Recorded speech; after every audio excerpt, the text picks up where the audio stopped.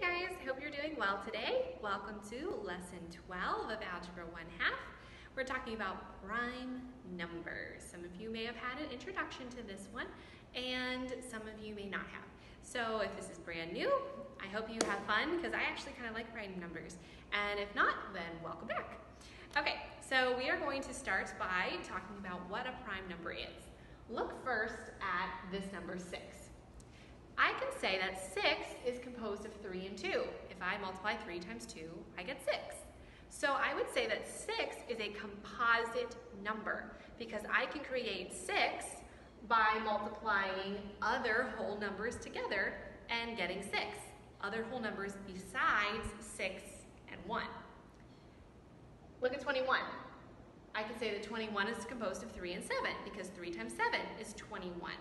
So whole numbers, other than 1 in itself, can be multiplied together to get 21. So 21 is a composite number. But 11, look at 11. 11 can only be composed of 1 and 11. That's it. Nothing else multiplied together, that's a whole number besides fractions and things, nothing else multiplied by 11 or multiplied together will equal 11 besides 1 in itself. So that is a prime number. The definition of prime number, according to your book, let me read that for you, is that a prime number is a whole number greater than 1, so it's bigger than 1, whose only whole number divisors are 1 and the number itself. So any number that its only divisors are 1 in itself is a prime number. Here I have written the numbers 1 through 40. I want you to do the same, so pause the video, write down 1 through 40. Okay, you should have 1 through 40 written down on your paper. If not, pause now and do that real fast. Then I want you to go through and I want you to circle all of the numbers 1 through 40 that are a prime number. Okay, you ready? Let's see how you did. So the first one is 2. You start with 2, not 1, because our definition is that prime numbers are greater than 1. Then we also have 3, 5, 7, 11, 13, 17, 19, 23, 29, ooh, takes a while to get to the next one, 31, 37, and that's it, okay? So you should have had all of those, 2, 3, 5, 7, 11, 13, 17, 19, 23, 29, and 37, or 31 and 37. Okay, if you did not, try to go back and think, oops, which one did I miss? If you accidentally circled one that's not a prime number, think of the factors that make up that number. Now we can use prime numbers to help us with reducing fractions and other things, and we will look more at how you do that in later lessons. But for now, you need to learn how to prime factor a number, how to write it out as a product of prime factors. Remember, the word product means the answer to a multiplication problem. So if you're writing a number as the product of primes, that means that you're writing a number as its prime factors multiplied together. Because remember, the factors are the numbers that you multiply together to equal another number. So let me show you. With the number 1,260, I want to write it out as all of its prime factors being multiplied together to equal that number. So I'm going to find all of its prime factors. I do that using something, there's a couple of different methods, okay? I'm going to teach you the method that I prefer because I think it's the easiest. There are other methods that maybe you have used, but this one I think is the easiest to keep it straight, to not get confused, to not miss anything.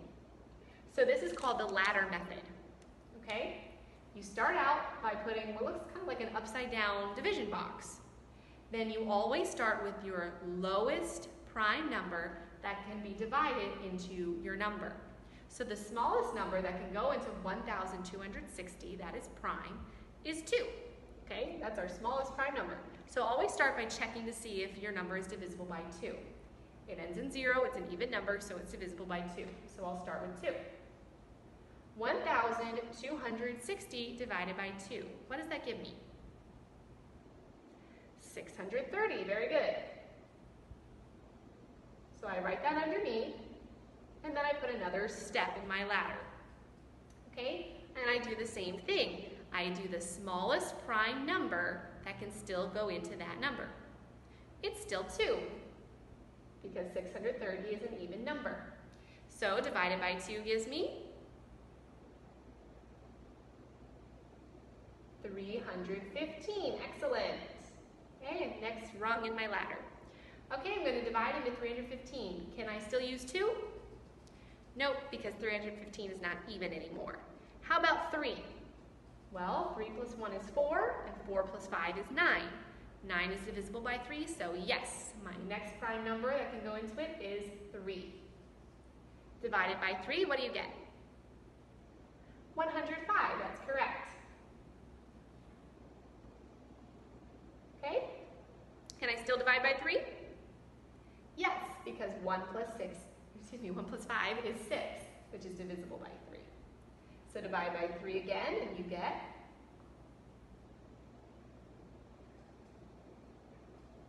35. Sorry, I had to stop and think. Can I still divide by 3? No, because 3 plus 5 is equal to 8, and that's not divisible by 3. What's the next number? 5. Can 5 go into 35?